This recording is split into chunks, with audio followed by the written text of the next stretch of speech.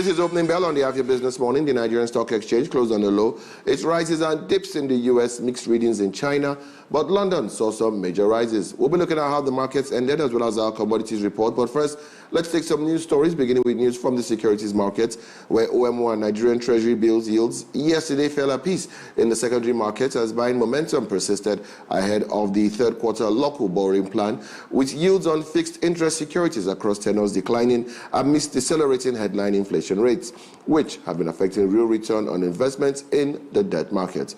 The Treasury bills market opened quietly after the Central Bank of Nigeria announced an OMO auction with only limited trading activity across maturities, with a substantial gap between the headline inflation rate of 22.79% and Nigeria's interest rate benchmark of 27.5%. The market has seen increased buying actions that plunge yield downward sharply in the second quarter.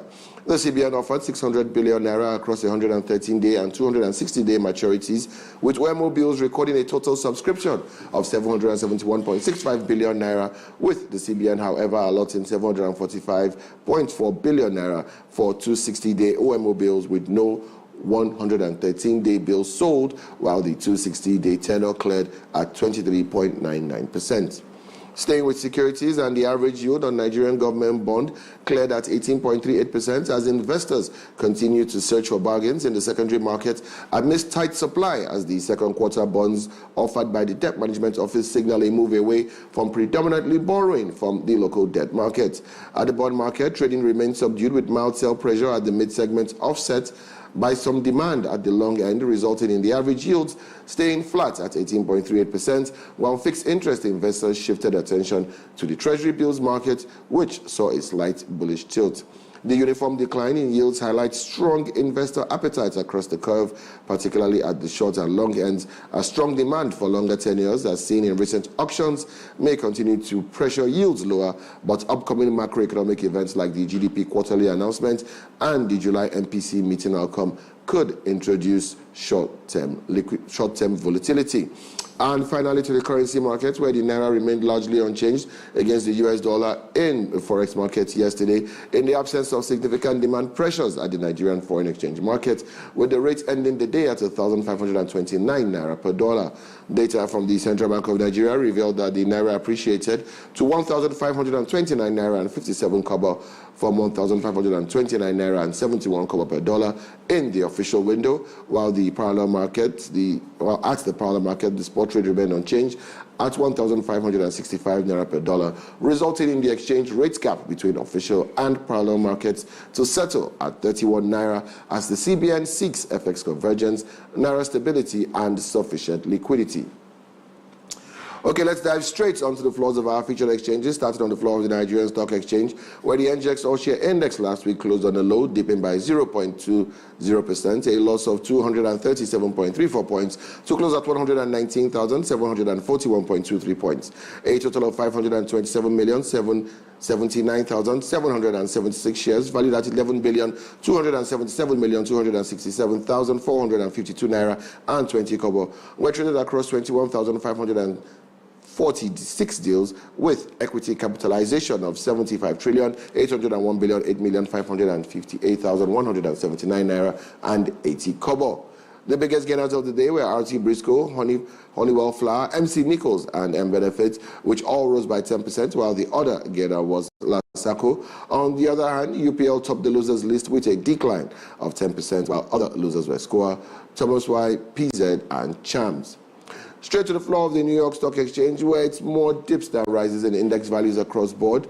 The US NYSE Composite is up by 0.55%.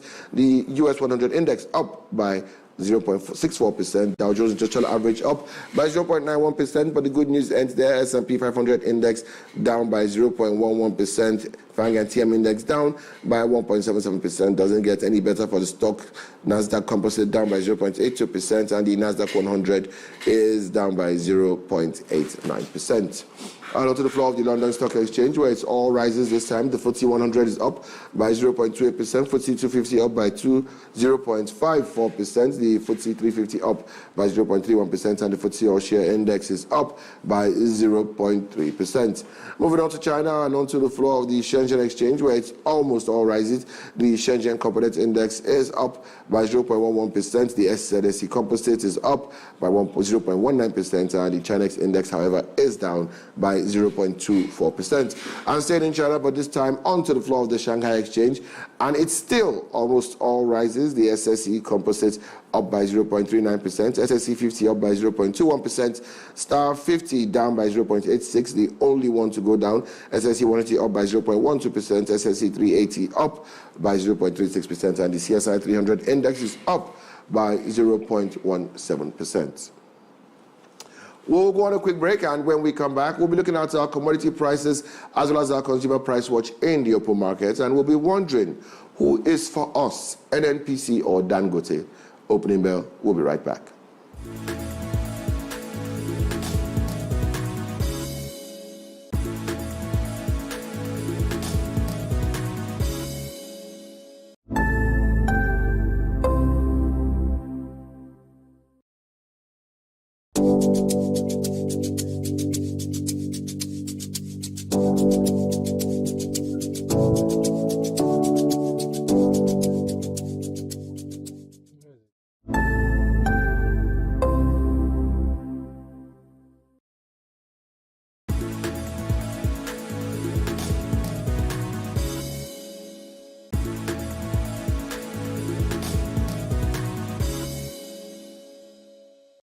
I'm Nnamdi Obanya, and you're welcome back to Opening Bell on the Afia Business Morning, showing on Afia TV, channel 254, DSTV 17 on GoTV, 748 on Free TV, live from Coal City. Now it's time checking on our commodity prices, and we begin with our precious metals, and it's upward movement for gold. Gold is up by 0.08%, trading at $3,341.85 per troy ounce. Palladium up by 0.14%, platinum up by 0.89%, and silver is down by 0.11%, trading at $36.04 per troy ounce. Now let's take a look at our commodity prices, but in the open market, well, before we go there, let's look at our energy prices. Natural gas down by 0.15%, coal is down by 3.58%, Brent crude up by 0.98%, oil Bonny Light is still at $81, Brass River up by 0.53%, trading at $69.81 per barrel. Kwa Ibo up by 0.53%, trading at $69.86 per barrel. Industrial metal prices, aluminum up by 0.19%, lead down by 0.52%, copper up by 0.21%, nickel down by 0.37%, zinc down by 1.363%, and tin is up by 0.68%. All right, we'll be looking at our commodity prices now in the open market, and there have been some drops in prices for food and essentials, and we've seen hikes in other things, but fuel has given us a little respite after having some hikes in the last few weeks.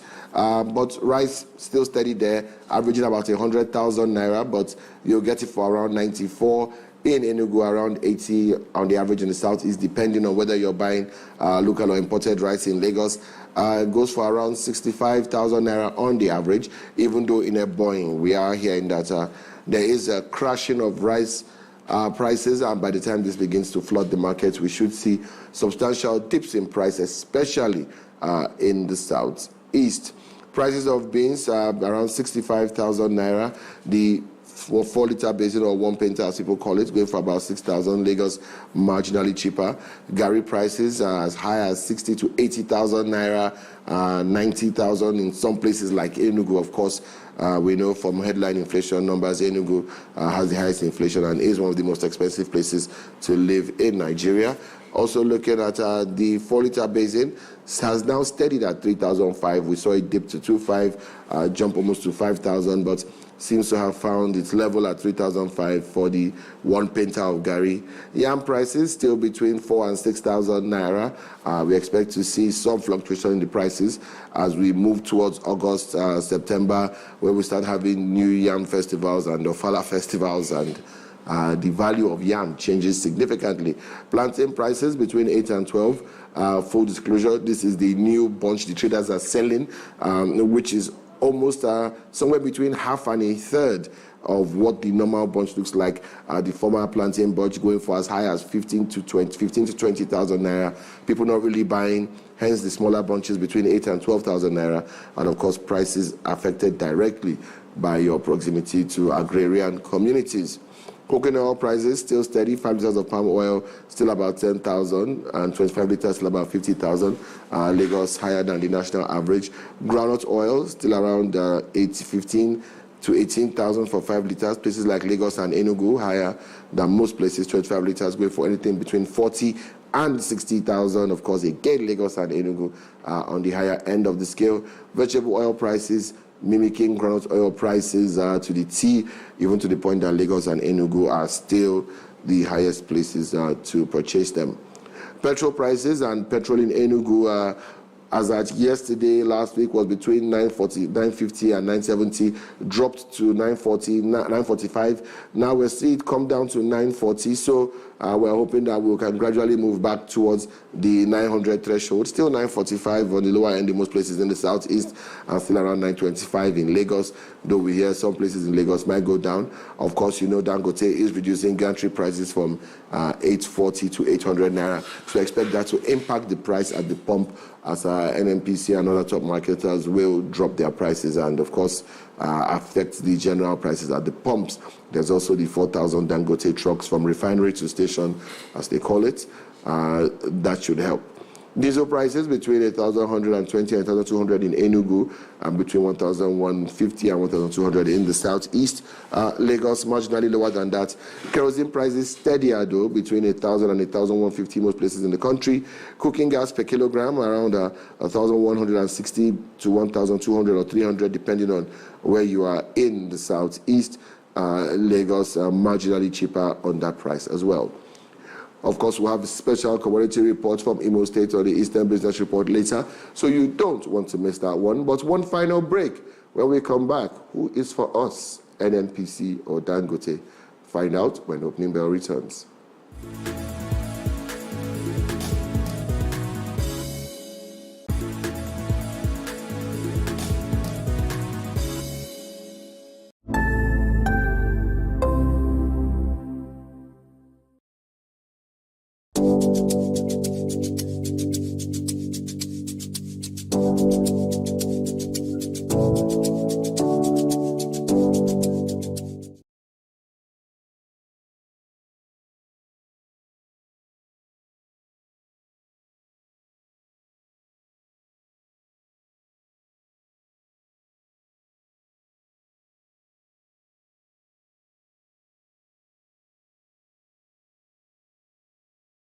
You're still on to the Afia Business Morning, and you're welcome back to Opening Bell on channel 254 DSTV, 17 Go TV, of course, 748 Free TV. I'm Nnamdi Obanya.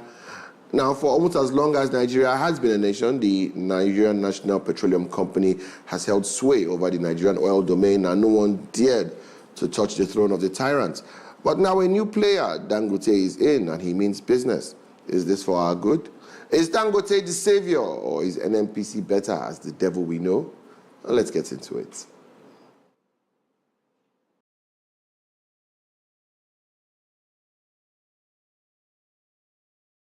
Now, the Nigerian National Petroleum Company Limited, or NNPCL, I think I'll just stick with the NNPC I'm used to, as there is no hint of private sector efficiency there till today. But anyway, I digress.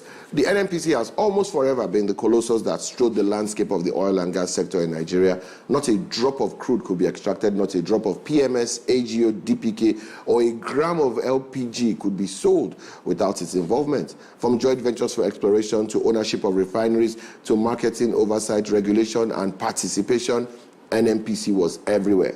Now, you would think this would make it extremely rich, profitable, and efficient, like Saudi's Aramco, Brazil's Petrobras, Malaysia's Petronas, to name a few, but you would almost completely be wrong.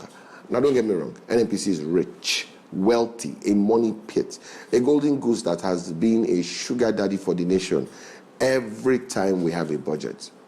But that's where the fun ends. Is it profitable? Absolutely not. Is it efficient? Is Nsukka in Vietnam? The NNPC has never been able to turn its vast revenue into profit for a number of reasons, but I will only state a few, as this is not a 10-hour presentation. Firstly, like every government institution in the country, and I mean every, the company is a cesspool of corruption and impunity, with funds either swallowed by monkeys or vanishing into thin air. Top officials, politicians, stakeholders, and all manner of cronies have fed fat off the land for decades without any tangible developmental or growth inputs. It has been used as a way to thank political allies, set up offspring for life, and placate tumultuous sugar babies. It has also been a way to make money from the general public through bribes for documentation, job opportunities, juicy postings, sponsorships, training, and so on. And because it is free money, everyone and their stepsister wants to be in there.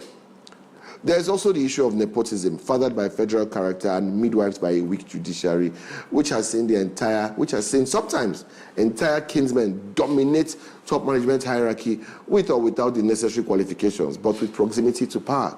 This has led to square pegs in round holes, political jobbers instead of proper administrators, and cronies instead of experts. Then you have the institutionalized corruption, which feeds the political machine. This is a decades-old conspiracy involving many simultaneous crimes. There's the opaque nature of oil block allocation, which is at the pleasure of the president or military head of state. Then you have the annual multi-million-dollar refinery maintenance and upkeep scam, which has not produced a drop of oil in years, leading to exporting of crude cheaply and importing of fuel products at a more expensive rate, leaving the country in a perennial trade deficit cycle. Then the granddaddy of them all, the subsidy scam. This scam saw unscrupulous marketers collect subsidies from governments to sell cheaply, then take the same fuel and sell to neighboring African countries at a premium and hoard the rest, create artificial scarcity, then sell to black market practitioners at a higher price. All in all, NNPC has for the longest time been a big national crime scene. So in comes Africa's richest man, Aliko Dangote, and he wants to take on this hydra-headed abomination, which I think illegally is a regulator and a market participant at the same time, only in Nigeria.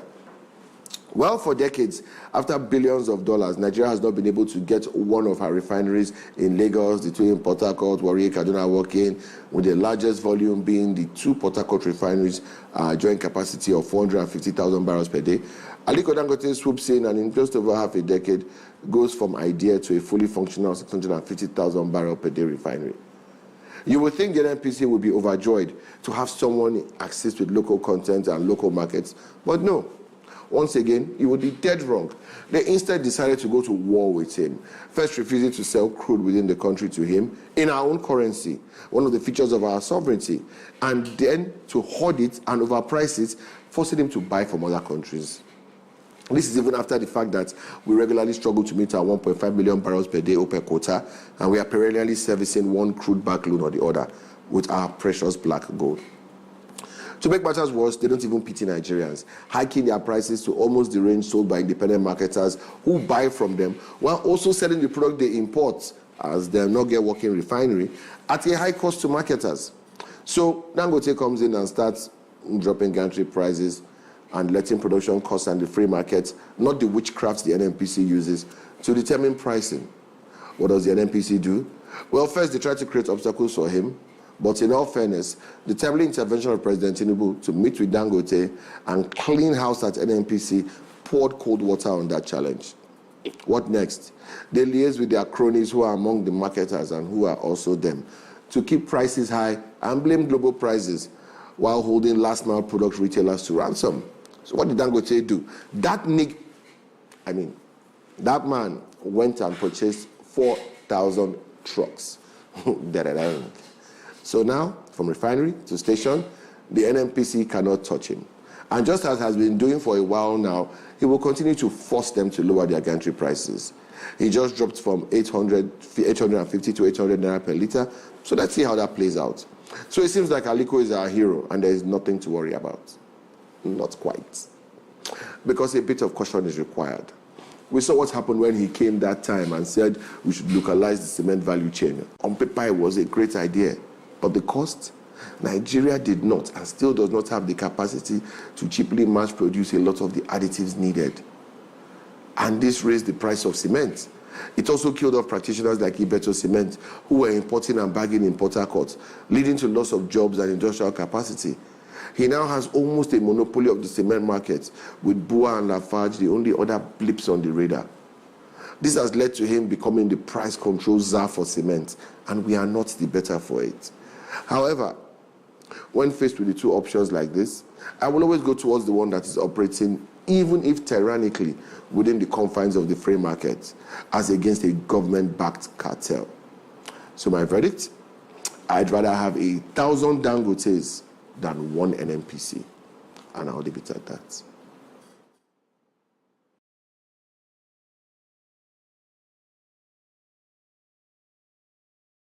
We'll go on a quick break as opening bell is done, but the business morning continues. Don't forget that opening bell will return tomorrow when the exchange reopens for trading. You can also watch episodes of the Abia monologue on our YouTube channel. Go to Afia Business on YouTube and enjoy. When we come back on Afia Business Morning, we'll be talking to someone who will give us insights on what is going on in Cross River State. It seems as if Governor Basio too might be doing something every day. Are the Cross Riverians really feeling it? We'll find out when we come back. Afia Business Morning. We'll be right back.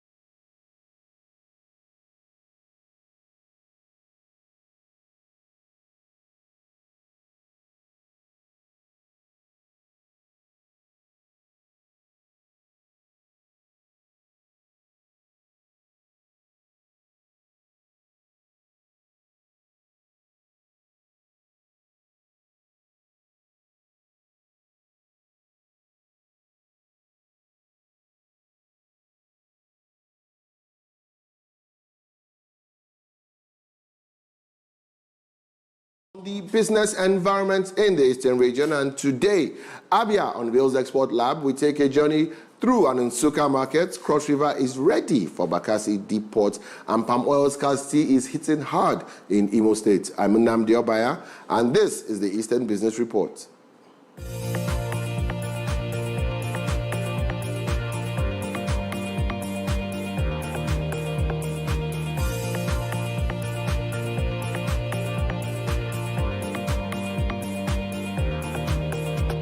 This is the Eastern Business Report, where we look at the business ecosystem in the Eastern region. And today, we'll be having let's call him an entrepreneur from Cross River State to tell us if what we are really seeing in the news on development from Cross River is actually being felt and seen by Cross Riverians. We'll have that for you later on. But first, some news from around the region, beginning in Abia, where we learned that the Abia State government has concluded plans to unveil its Abia Export Lab to provide a platform for export development within the state to foster the economic rejuvenation of the state. This was disclosed yesterday by the Commissioner for Information, Nnukka, in Onyia, where he also stated that the Export Lab is a major initiative under the Growth Exports pillar of Governor Alex Oti's economic rejuvenation agenda. The Commissioner further disclosed that the program, which is done in partnership with some development partners, including the UNDP, will hopefully result in significant improvements in internal business capabilities, including pricing, product adaptation, packaging, production, management, and internal certifications, among others. The program is designed to run for 6 months in the first instance, during which several carefully selected and qualified businesses will be chosen as pilots. Excuse me. Moving straight to Delta, and a renowned Delta State Peace and Environmental Justice Advocate, Chief Comrade Sheriff Mulade, has lamented the deliberate neglect and non-implementation of the Delta State Anti-Open Grazing and Prohibition Law of 2021, alleging it has been used to only score political credit, while vulnerable masses, especially farmers, were abandoned to their fate. Speaking on the law, Chief Mulade, who is the Ibe Serimowe of the ancient Baramatu Kingdom in Warri Southwest Council area, stated that close to 4 years after its passage, the non-implementation of the law is an indictment on the government in its inability to safeguard the lives of Deltans. The activists further stressed that the anti-open grazing law was introduced as a proactive measure to regulate livestock movement, protect farmlands, and promote peaceful coexistence between herders and farmers, as prohibiting open grazing reduces conflicts and enhances agricultural productivity, thereby fostering economic stability in the region. He also warned that the consequences of non-implementation of the anti-grazing law include hunger, insecurity, violence, crimes, and the lack of public trust in the government, among others. And on to Edo, where we learned that the Edo State government has entered into a strategic partnership with the German embassy to strengthen food production, enhance large-scale agricultural processing, and attract foreign investment to the state's agri-business sector. The partnership was announced after a bilateral meeting in Benin City between the Special Advisor on Agriculture and Food Security to the Governor, Monday Okpebolo, Mr. Goldin Ugbodu, and the Deputy Head of Mission of the Embassy of the Federal Republic of Germany, Johannes Lahner. Speaking after the meeting, Ugbodu said the investment and technical cooperation align with Governor Okpebolo's commitment to food security and sustainable agricultural development in Edo State. He added that the partnership would also attract German investors to Edo's lucrative agribusiness opportunities in farming, processing, and exports, in line with Governor Okpebolo's 5-point agenda to ensure food security and sustainable agricultural practices. And finally, from Cross River, where the government of Cross River State has received the hydrographic, geotechnical, geophysical reports and new navigational charts for the proposed Bakassi Deep Seaport project. The presentation was led by Rear Admiral Ayo Olugbode, hydrographer of the Federation and CEO of the National Hydrographic Agency of Nigeria, alongside senior naval officers, including the Chief of Naval Staff, Vice Admiral Emmanuel Ogala, and Rear Admiral Anyo Olokunle. Speaking at a formal ceremony held in the State Executive Council chamber, Governor Otu described the event as a historic milestone that not only affirms Nigeria's maritime boundaries, but also sets the stage for an economic revolution across the Gulf of Guinea, and emphasized that the updated maritime chart now aligns with S100 international standards, positioning Cross River for deep water commerce and international shipping operations. Otu acknowledged the foundational work of former Niger Delta Development Commission NDDC Chairman Professor Eyo Etiminyong, describing the seaport project as a dream revived and revitalized. Rear Admiral Olugbode described the report as the culmination of an intensive multi-year effort and added that the data would boost investor confidence, enable effective ocean governance, and contribute to global initiatives such as Seabed 2030, a project that aims to map the entire seafloor of the world by 2030. We'll go on a quick break, and when we return, we'll have, well, an entrepreneur from Cross River talking about whether or not the impact of Governor Basio 2 is real or audio. The Eastern Business Report will be right back.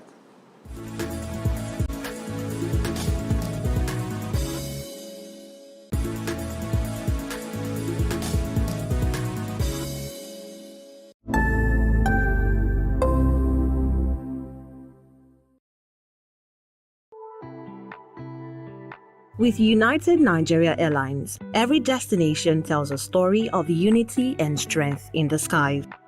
Enjoy a curated selection of meals and beverages, seamless entertainment options, and personalized service designed to make every journey memorable. Planning your next trip has never been easier. With our user-friendly mobile app, you can book flights, manage your itinerary, and even check in right at your fingertip. Rely on our commitment to on-time departures, safety, and reliability, ensuring you arrive.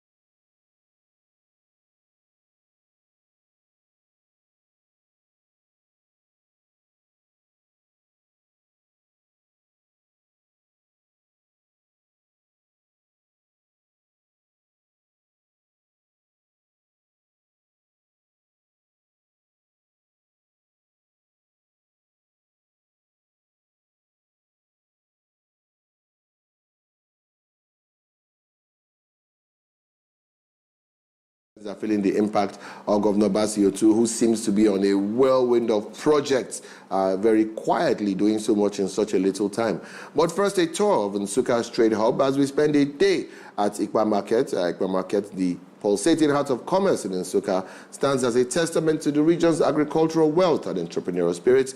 From farm fresh produce to livestock and beyond, this bustling marketplace draws buyers and sellers from across the state and beyond. But beneath the surface of the vibrant activity, challenges are brewing. Afia TV correspondent Elijah Akuma dives into Ikpa market to explore its significance and the pressures it faces.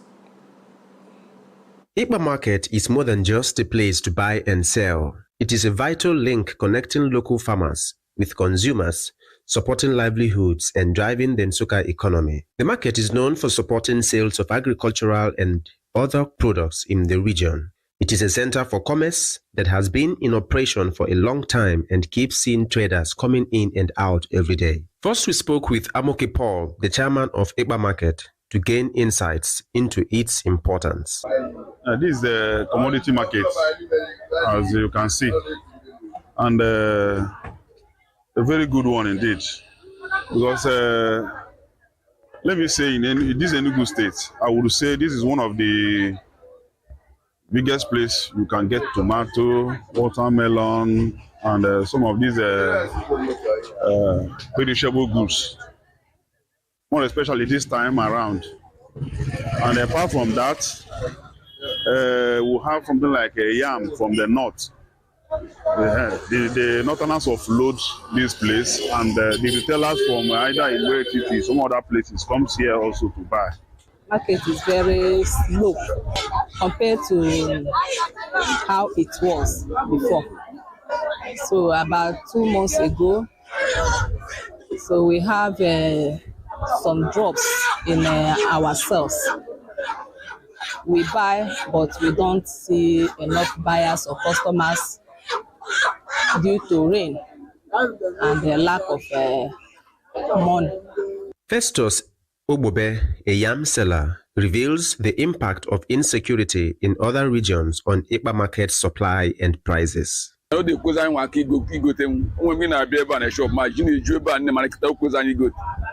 then, of course, about transportation. I got a 9 day go about too much. I can from Benue State. If I like to repay, but they quite Macangaron. But you go motu. That is, you know, yes, they go and I got energy. So, yeah, kind of face. So, I feel that this is because on Garon.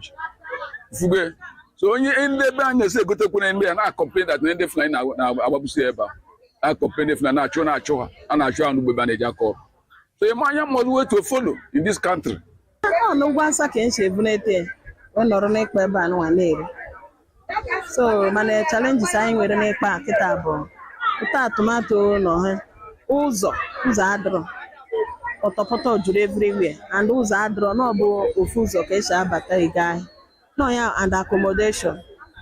So where is the space in Ikpa for now?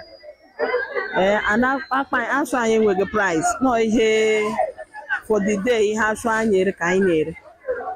Orubo Canaro, Almaru tomato, Alma Quanyara, Ofuma, Ako Shike, Almaru many things, Marco, watermelon, cucumber, soya bemnaro, Arushike, Almefumo Limona Bipa, tomato, different type, work Madraro.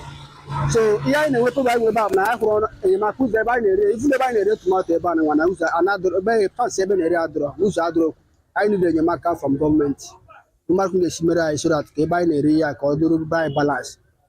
For Nabatanima, he to the church adro.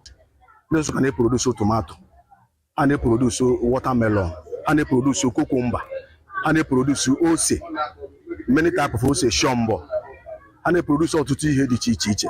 So many peoples, Oluchiche, Ebeteraka, Abuja, Lagos, Kaduna, Jos, Owerri, Hanchana Abia, Egoro tomato na ahịa Nsukka ebe a, Egoro ose, Egoro cucumber.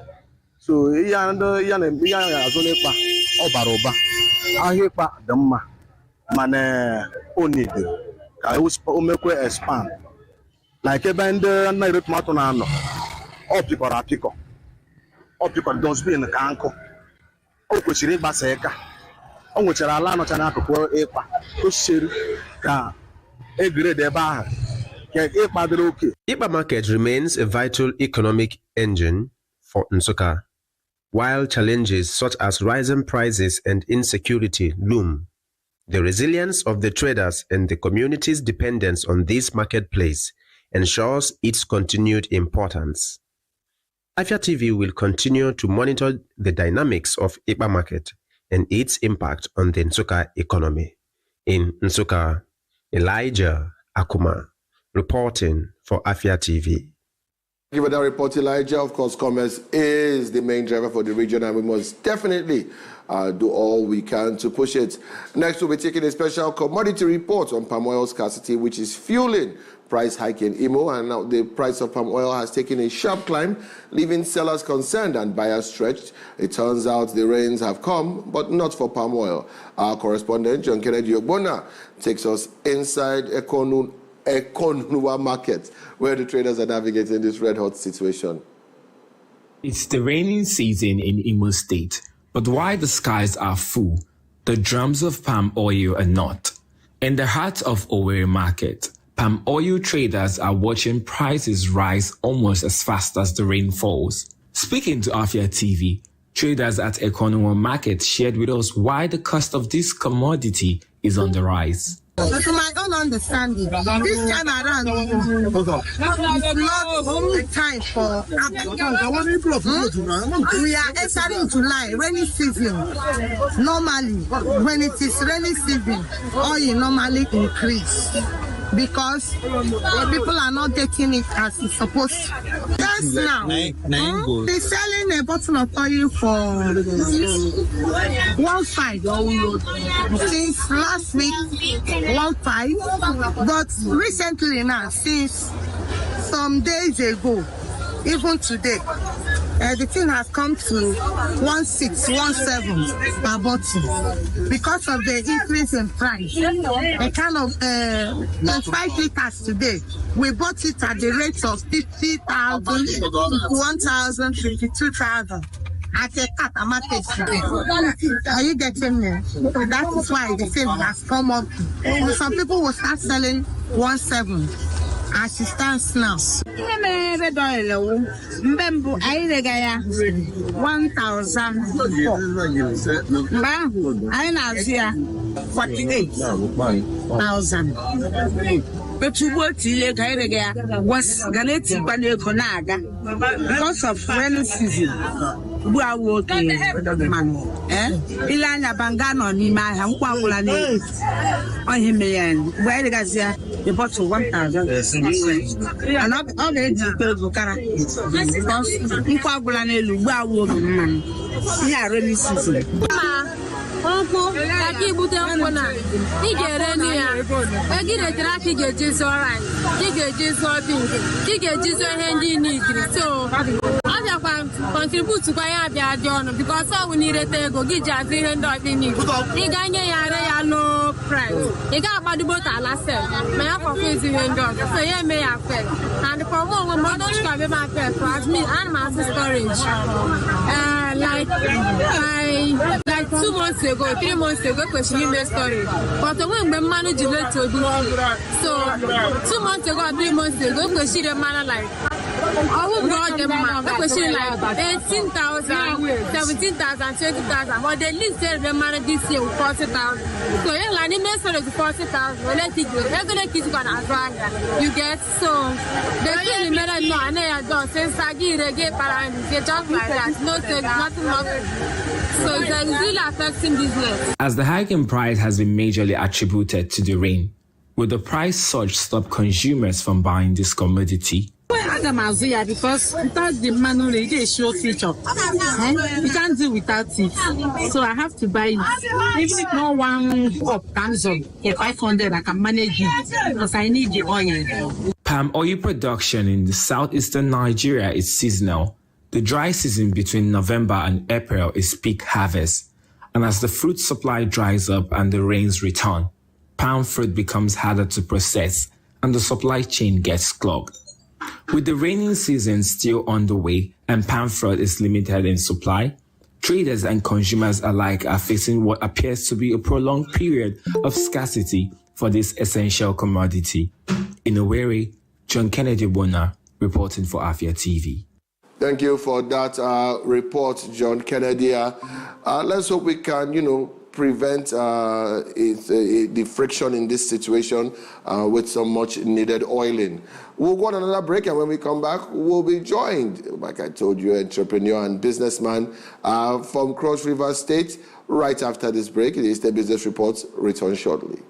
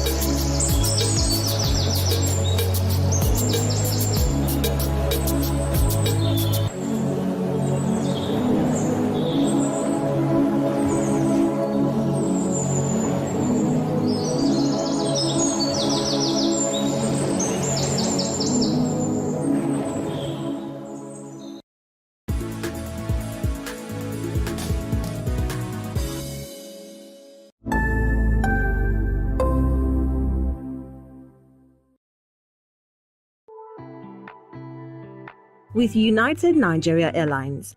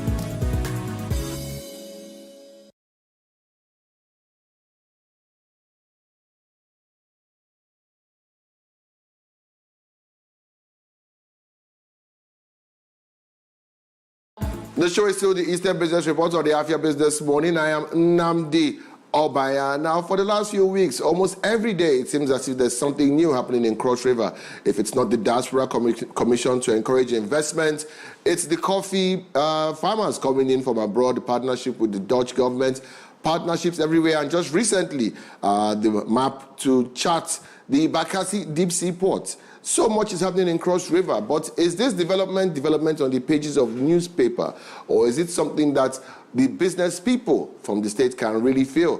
Well, who better to answer that than a businessman, entrepreneur, and Cross Riverian, Mr. Basi Eswabana, who joins us here this morning. Good morning, Basi.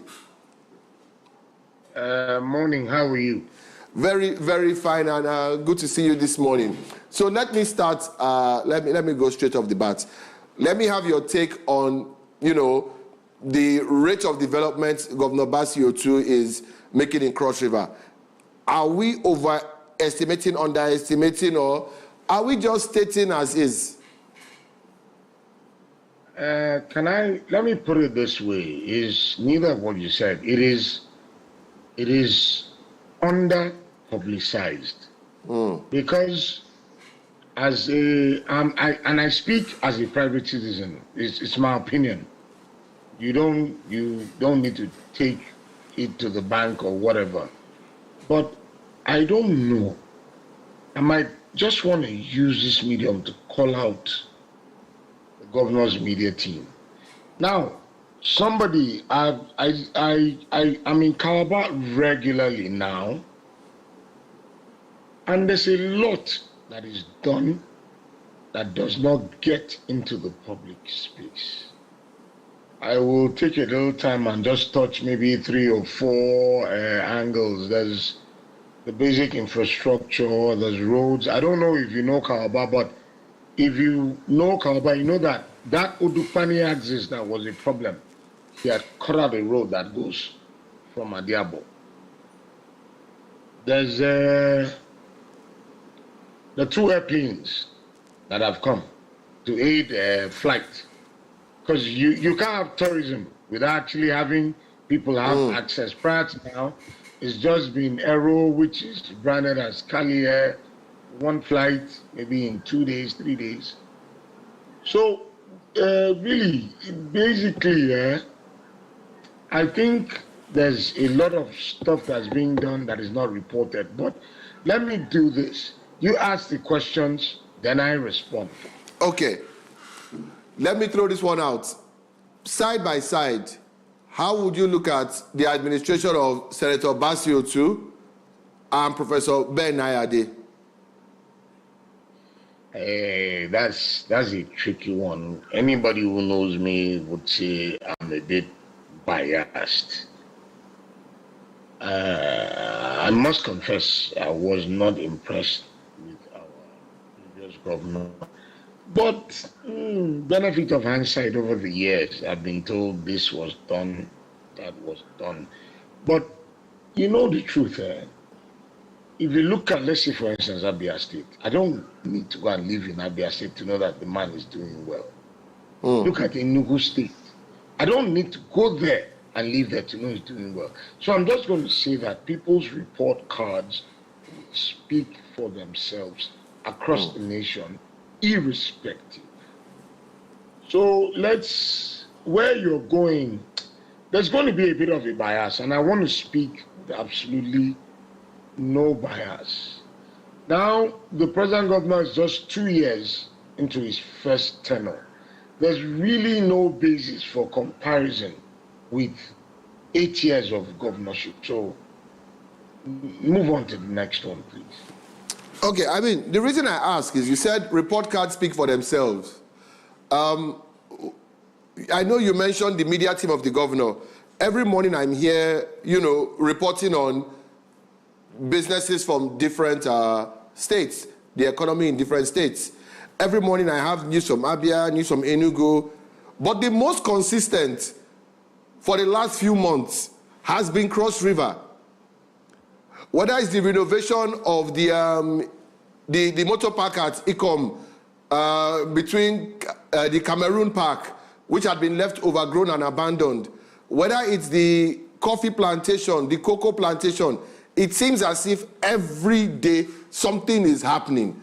So I needed to ask somebody so that maybe I'm, to be fair, you mentioned the governor's media team, and I will confess to you, a lot of when we get our information is actually from maybe agricultural partners they worked with, other reporting sources, News Agency of Nigeria, people on ground, the Nigerian Navy media team.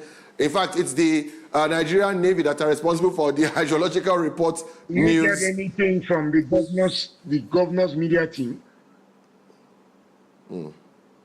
Well, I'm sure they have stuff out from time to time, but I'm just being honest. Question, Obanya, just answer my question. Do you get anything? See, Obanya, I've heard you. No, I do not. I do not. Okay, fantastic. Okay, Obanya, let me say this now.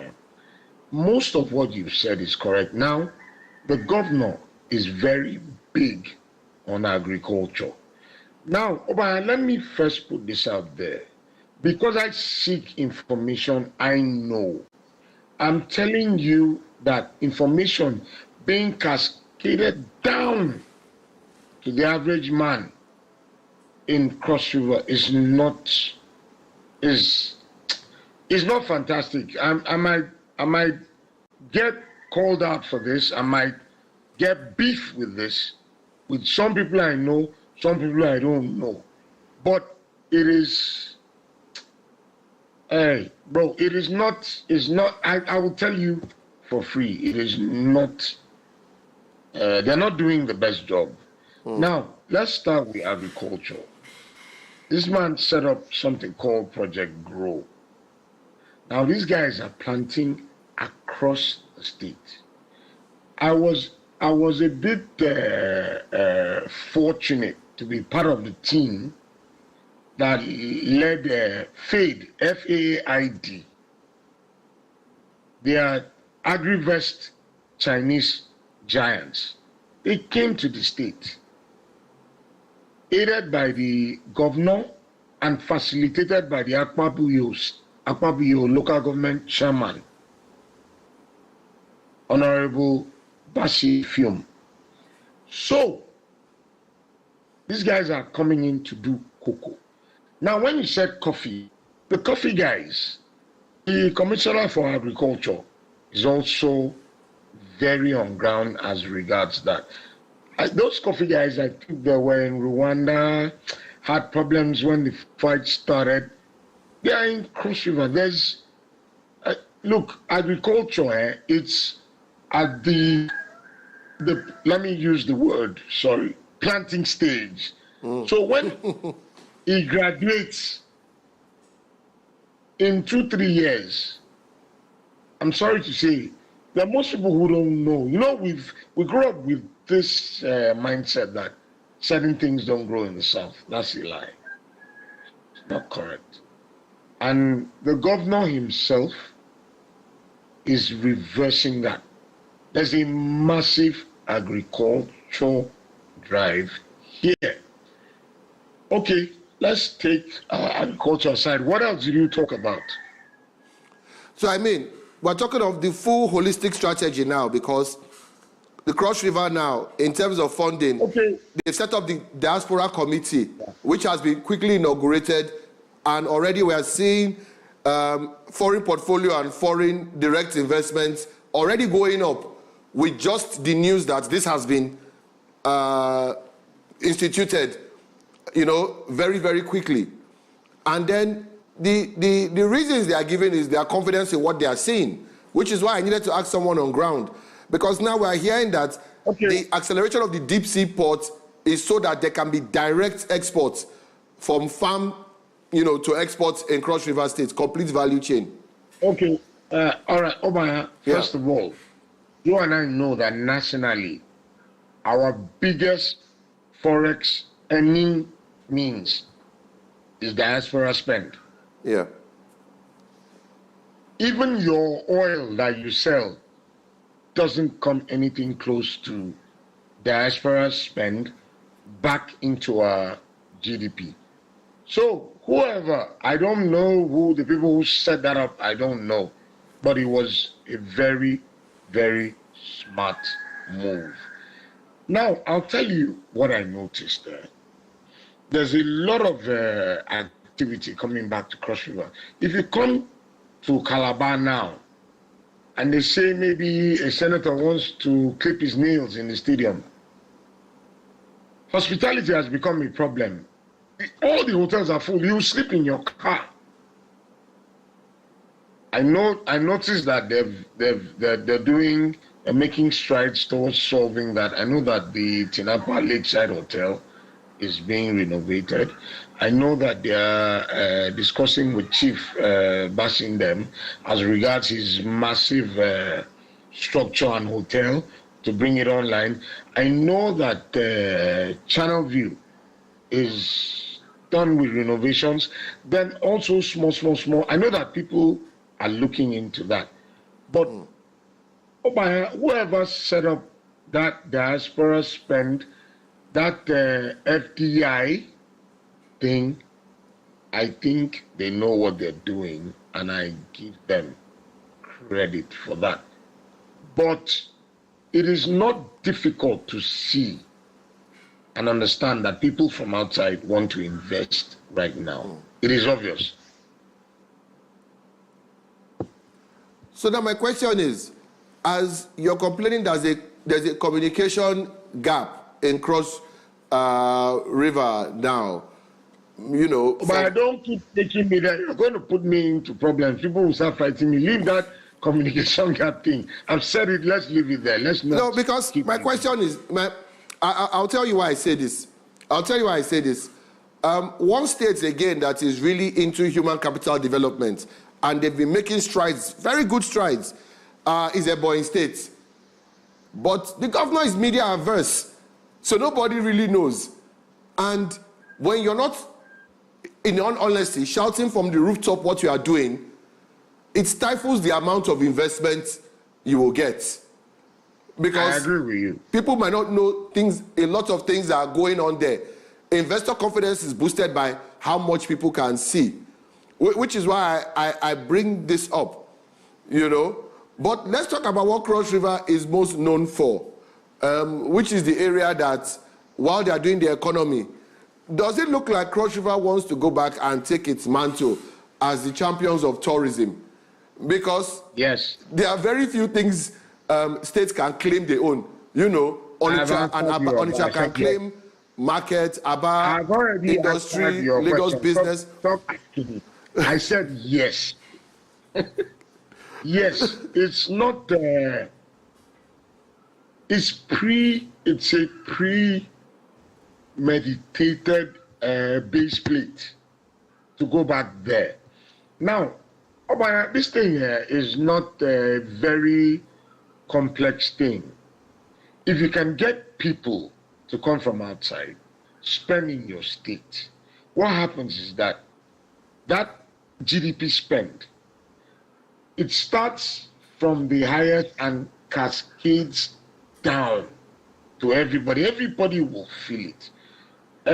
With all due respect, the vision of Mr. Donald Duke, and I don't know him personally, probably never met him in close quarters, but maybe you've seen him on blah, blah, blah.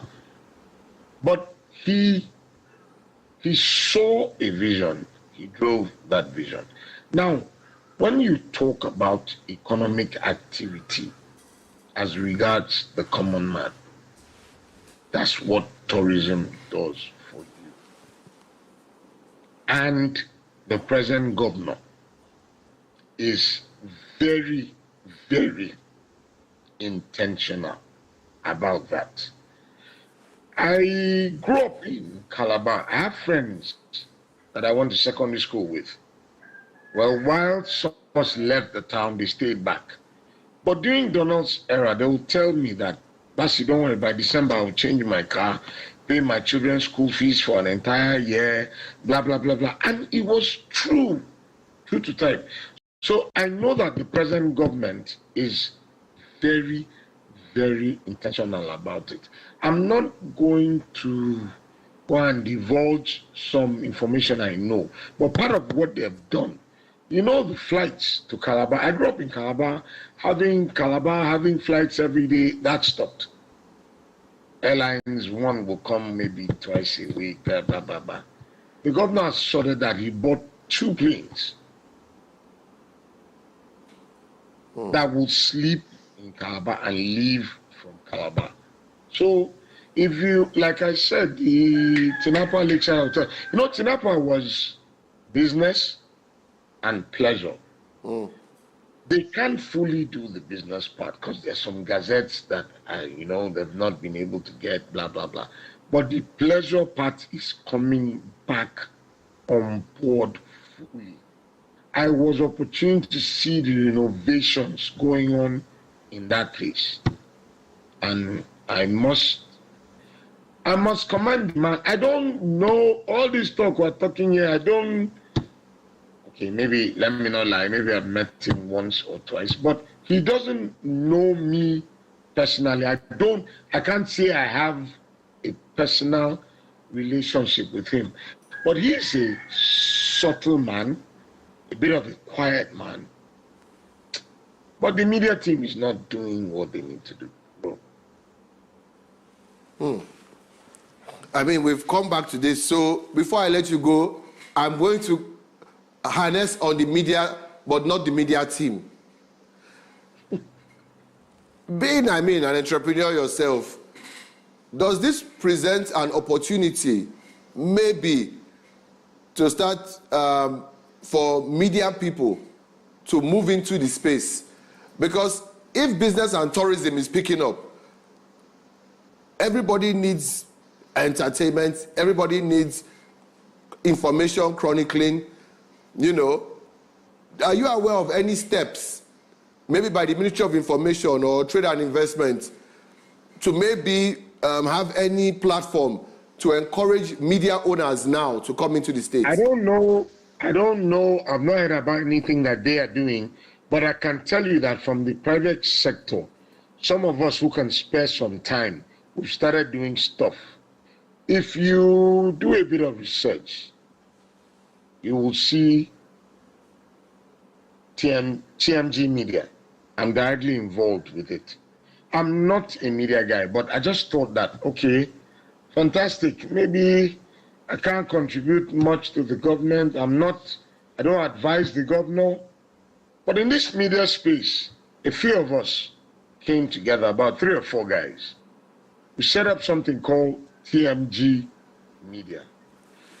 Now, the governor's 2 years in office, we produced radio jingles that kept airing out of pocket. We were not funded by everybody, but it seemed like a bit of injustice for us to have this much information, and the average guy on the streets doesn't even know what is going on. So I use this, but I apologize that I'm using your medium to shout out TMG Media. But I'll send you an invoice. I'm not paying you kobo. You pay me for getting on this.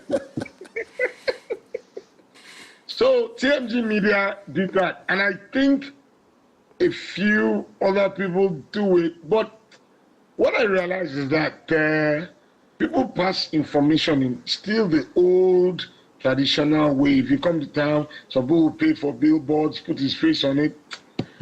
My brother, I think that's played out. That's old. If you cannot use at least minimum requirement bullet points to sell what the man is doing, what is all this putting somebody's face on a billboard for? For me, it amounts to psychophancy, and we didn't have it in Cross River State up until some years ago. That would be the government of Professor Ben Ayade. Yes, Donald Duke Moke will not let you run around town putting their faces on billboards. They will bring it down.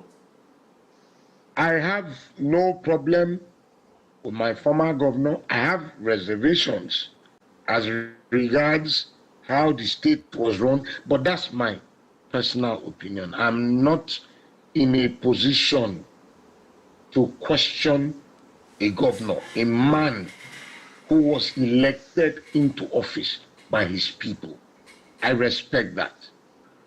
But I'm just saying that there were things that didn't happen before, that happened later, and I think we should go back to the latter. I think it was better. Yeah. Thank you so much. But please, again, Obanya, yes. Please, TMG Media.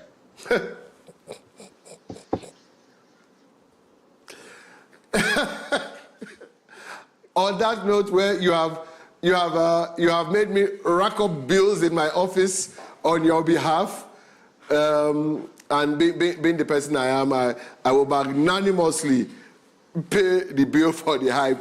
But thank you so much for being here this morning and giving us some clarity. I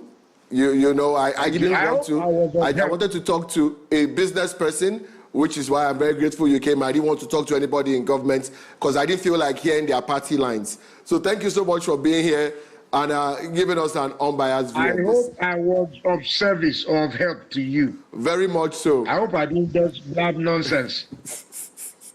No, thank you so much. Thank you so much, Basi. And I will call on you sometime around December because I'll need somewhere to stay during the carnival. You come and stay in my house. Oh, no, that's what I was saying exactly. No, come and stay in my house. Because if come by the 1st of November, if you've not booked and paid for your hotel, you will sleep in your car or you come and stay in my house. I'll be in your house, definitely. Then I'll be in your house. You're very welcome. Thank you so much for being here this morning. And that's all we can take on the Eastern Business Reports. But the Afia Business Morning is not yet over.